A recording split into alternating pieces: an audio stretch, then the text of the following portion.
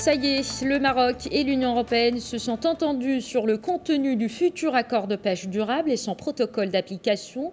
L'annonce a été faite aujourd'hui dans un communiqué conjoint. Les deux parties se sont mises d'accord sur les dispositions et améliorations apportées à ces textes pour en optimiser les retombées et les bénéfices pour les populations locales dans les zones concernées, dans le respect des principes de gestion durable, des ressources halieutiques et d'équité, toujours selon la même source. Les deux parties s'engagent à prendre les mesures nécessaires pour l'entrée en vigueur de l'accord de pêche et de son protocole dans les meilleurs délais.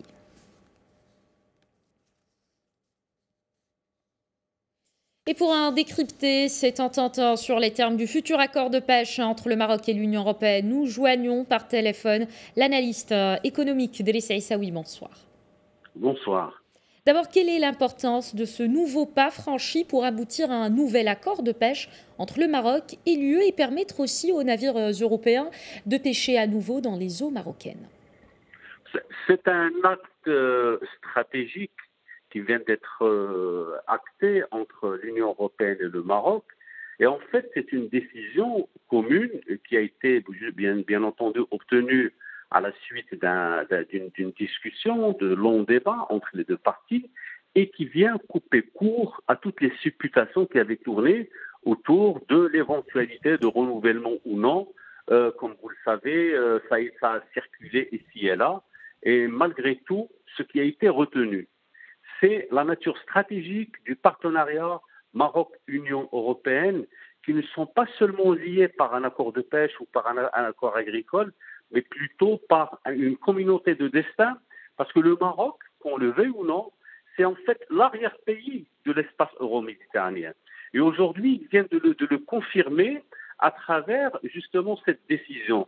Nous savons tous que le renouvellement de l'accord de pêche a une grande importance pour l'Union européenne, particulièrement pour les bateaux espagnols, la zone de la Galicie et les autres zones. Et c'est un accord qui permettra de développer cette activité vitale dans un esprit de responsabilité partagée. C'est ce qui a été acté disons, ce qui vient d'être signé et ce qui vient d'être déclaré par les deux parties. Alors, on le disait tout à l'heure, Driss Aissaoui, on parle de dispositions et d'améliorations apportées afin d'en optimiser les bénéfices pour les populations locales des zones concernées. Qu'est-ce que cela signifie dans le détail?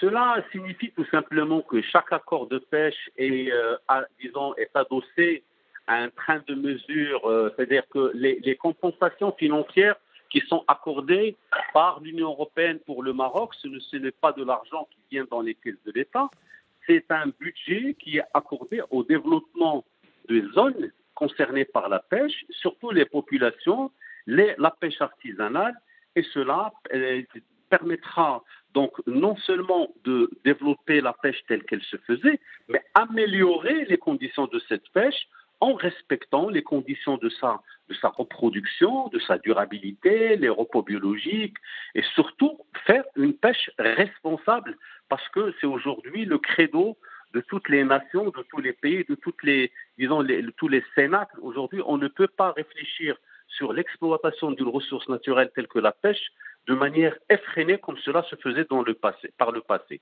Développer pour les populations locales, ça, si vous voulez, c'est une perspective très intéressante parce qu'autour de la pêche, il y a un certain nombre d'activités et des activités qui intègrent l'arrière-pays de la zone où se déroule la pêche.